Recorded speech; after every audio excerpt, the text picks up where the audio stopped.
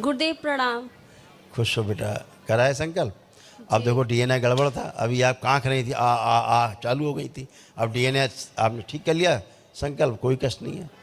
जब भी डीएनए आपका गड़बड़ होगा, संकल्प आपका गड़बड़ होगा, तो आप कष्ट में रहेंगी। जी गुरुदेव, पहले से बहुत बेटर लग रहा है। पहले से बहुत बेटर लग रहा है। पहले से बेटर नहीं लग रहा है, 100% बेटर है। अब कुछ बेटर ना हो तो बताओ हमें। जी गुरुदेव। अब 1% भी कोई बेटर ना हो तो वो बताइए हमें, अब आप बचा हो तो चेक कर लो अपने आप को। तो इसलिए 100% बेटर है, क्योंकि 100% अब आपका संकल्प है। ठीक है, शिव की 5 ही शक्तियाँ हैं जो सक्रिय रहती हैं, समझ गई? उसमें से संकल्प की शक्ति, चौथी शक्ति संकल्प की शक्ति है। तीसरी शक्ति इच्छा की शक्ति है, इच्छा शक्ति है। जब आपकी इच्छा शक्ति मजबूत होती है तो आपकी संकल्प मजबूत होते हैं। ठीक है, तो जिसकी इच्छा शक्ति कमज़ोर होगी तो संकल्प कमज़ोर हो जाएगा। ठीक है, अब आप लोग इसीलिए बढ़िया है, एकदम उठ बैठ के देखो जैसे 4-5 साल के बच्चे होते हैं, अब ऐसे बॉडी हो गई है। चेक करिए आप लोग सारा, कोई कष्ट किसी को नहीं। अब ऐसे हैं बिल्कुल। तो हमेशा ध्यान रखो, अपना संकल्प प्रार्थना सही होना चाहिए। ठीक है, पढ़ाई जब पढ़ने बैठती थी तो गंदे गंदे विचार आने लगते थे, हाँ या ना? जी गुरुदेव। हाँ, पढ़ने बैठती थी गंदे गंदे विचार, चिड़चिड़ापन, क्रोध, हैं, गुस्सा खूब आता था। आता है। आता है नहीं, आता था। और जो पढ़ती लिखती थी सब भुला दी जाती थी। तो इसमें जी। याद रहता था? नहीं, भूल जाते थे। कुछ भी याद नहीं रहता अब हम आपको दिखाते हैं जो भी आपने पढ़ा है अभी तक, शिव सब याद करा दिया जाए। पीछे का आंखें बंद, 3 बार बोलिए ओम नमः शिवाय। ओम नमः शिवाय, ओम नमः शिवाय, ओम नमः शिवाय। आँख खोलो। अब जो भी तुमने पढ़ा है देखो पीछे का, तुमको सब कुछ याद है। देखिए,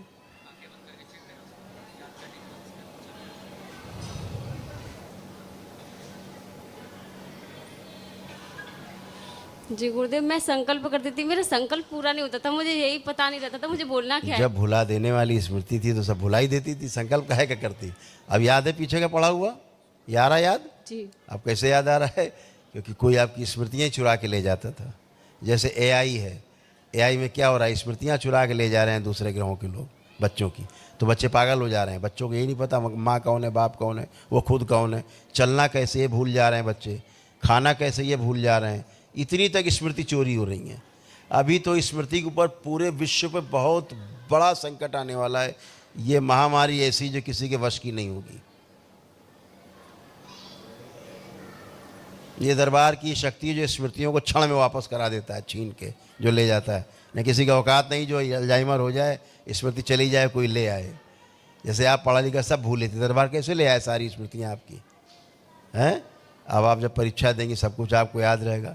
पढ़ते समय याद आपको इसके भुला देने के साथ साथ, गंदे गंदे कामुक विचार आने के साथ साथ आपको और क्या होता था कि आलस्य बहुत आता था। पढ़ाई के समय रहता था आलस, भयंकर आलस होता था। लगता था किताब फाड़ के फेंक दें, ऐसे भाव आते थे, फेंक दे किताब सब।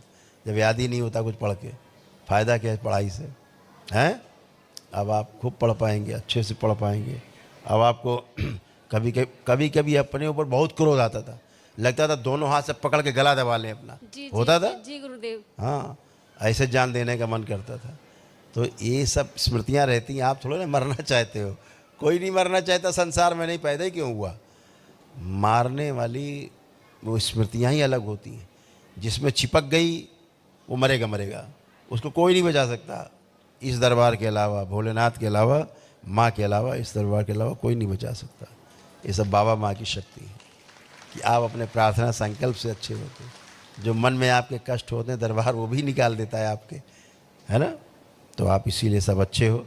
आँखों में जो जलन होती थी, चुभन होती थी, वो भी सब नष्ट हो गई आपके, अब वो भी नहीं है। सब अच्छे खड़े हो, एक गंदा विचार नहीं है किसी में भी आप में, ना एक कामुक विचार है, ना कोई कष्ट है, एकदम आनंद में आप खुश रहो, खुशहाल रहो। गुरुदेव प्रणाम। खुश हो बेटा, आप कोई कष्ट तो नहीं? अभी मुझे वॉमिटिंग आ रही थी। थी नहीं है में रहो, थी में तो रोग है, थी ही तो रोग है। नहीं आती पहले भी। हमने क्या कहा, पहले ध्यान से सुनो बात को बेटा। थी रोग है, था क्या है, रोग है, होगा क्या है, रोग है क्या है, स्वास्थ्य। तो है में रहो, वर्तमान में रहो। मैंने वर्तमान पूछा, आप कोई कष्ट आपको, तो धन्यवाद करो बाबा को, कोई कष्ट नहीं है। यही तो मैं भी कह रहा हूँ, कोई कष्ट नहीं बचा। भूतकाल में रहने वाला ही पीड़ा है, भविष्य में रहोगे तो चिंता, वर्तमान में रहो तो आनंद। गुरुदेव हमारी ये हमेशा नकारात्मक रहती थी, सिजोफ्रेनिक थी। इसको दिखाई देता था परछाई वरछाई, भूत है, प्रेत है, कुछ है, कोई है, इसको होता था सारा। ये सिजोफ्रेनिक थी। अब कुछ लग रहा है? नहीं, मुझे नहीं होता। हाँ, तुम्हें तो पता ही नहीं होता। ये दोनों एक ही जैसी हो, फोटो कापी एक दूसरे की। बेहोशी में रहती थी हमेशा तुम, आधी बेहोशी। तो तुम्हें क्या पता क्या क्या होता था तुम्हारे साथ, क्या नहीं। तुम्हारे साथ तो रात में वो गंदा काम होता था कि हम बता भी नहीं सकते आपको माइक पे। समझ गई हो? आप ठीक हो के खड़ी हो, मस्त हो के एकदम फर्स्ट क्लास, खुश रहो, प्रसन्न रहो। भयानक ओसीडी थी, पिता से भयंकर क्रोध और नफरत तुम लोग होता था।